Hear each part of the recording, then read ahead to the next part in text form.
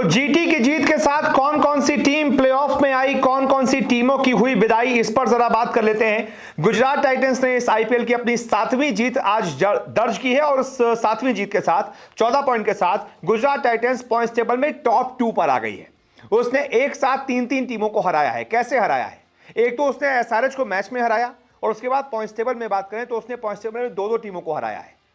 Number 4 पर थी GT इस मैच से पहले और अब नंबर 2 पर आ गई है। यानी उसने पॉइंट्स टेबल में पीबीकेएस को भी हरा दिया और आरसीबी को भी हरा दिया। टॉप 2 में एंट्री हो गई है भाई।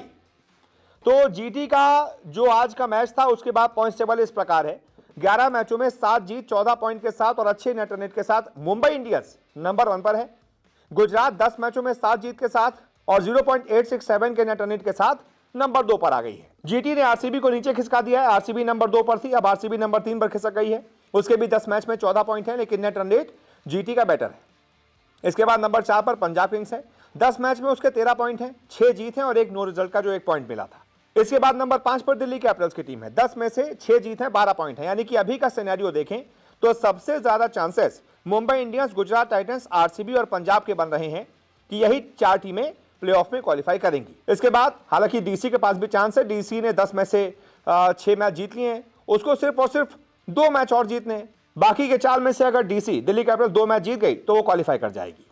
इसके बाद आते हैं नंबर 6 पर लखनऊ सुपर जायंट्स। 10 मैच में से 5 ही मैच जीते हैं, यानी कि 10 पॉइंट है। अब एलएसजी को बाकी के 4 में से 3 मैच जीतने पड़ेंगे, तब वो क्वालिफाई कर पाएगी। इसके बाद केकेआर 10 में से सिर्फ 4 मैच जीते हैं, यानी कि बाकी के 4 में से कम 3 मैच जीतने पड़ेंगे, तब जाकर आपके 15 पॉइंट होंगे और फिर आपको दूसरी टीमों पर निर्भर करना पड़ेगा। और अगर 4 के 4 जीत गए तो भाई 17 पॉइंट के साथ केकेआर अभी भी क्वालिफाई कर सकती है। फिर आती है राजस्थान रॉयल्स। 11 मैच में से सिर्फ 3 ही जीत हैं, यानी कि अब तीनों मैच जीतेगी राजस्थान, तब भी उसके 12 ही पॉइंट होंगे, यानी कि राजस्थान बाहर हो चुकी है। अब आती है एसआरएच। 10 में से 3 मैच में ही जीत मिली है, यानी कि अगर बाकी के चारों मैच एसआरएच जीत गई तो उसके 14 पॉइंट हो सकते हैं। उसके बावजूद मुझे नहीं लगता कि एसआरएच क्वालिफाई कर पाएगी। और फिर आती है नंबर 10 पर सीएसके।